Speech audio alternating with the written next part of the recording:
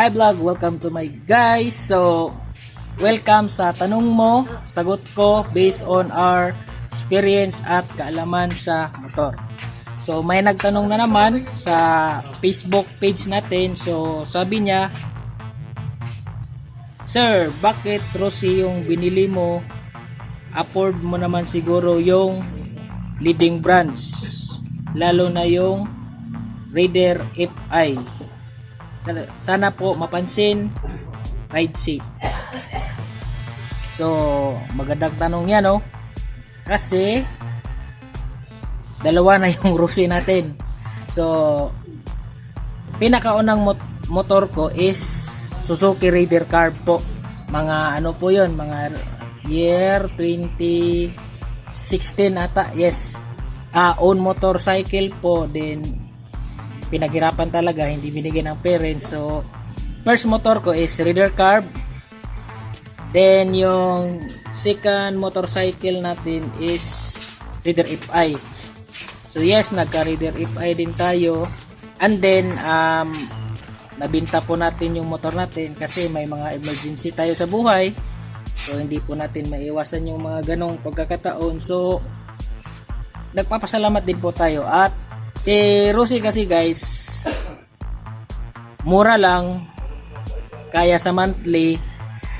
Then, yung hulugan niya hindi gaanong kalakihan. Affordable at makamasa yung price niya. Lalo na kung gustong gusto mo yung mga 150cc.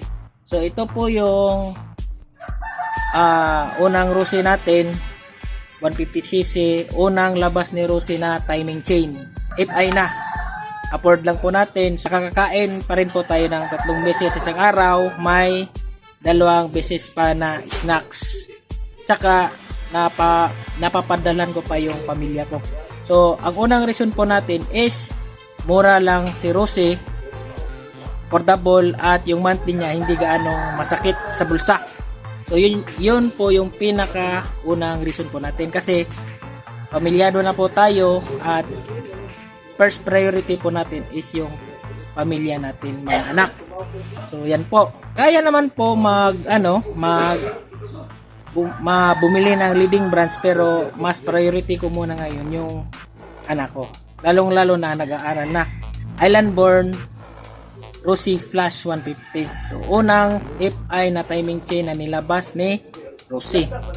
So, 3 years na po ito at all goods pa rin. At all stock. So, pangalawa, kumuha ulit tayo ng Rossi Flame 150X. Reason ko naman po dyan is for content purposes only, para may content material po tayo. Then, exploration na rin sa bagong engine na nilabas ni Rossi, which is yung 4-valve DOHC at water-cooled pa. So, yan po talaga yung gustong-gusto kong mga engine. 4-valve DOHC, tapos water-cooled na po siya. So, kumuha po tayo ng isa, although hindi po yun cash. So, bukod po sa mura si Rossi is, alam naman natin na may issue talaga pag si Rossi yung kinuha natin. At alam ko naman po yung risk na yun kasi meron na po tayong knowledge, kaalaman sa motor.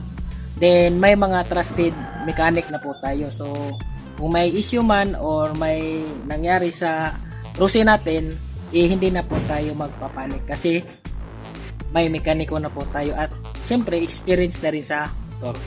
So, sana po nasagot yung tanong mo, boss. Alan Burnout, peace.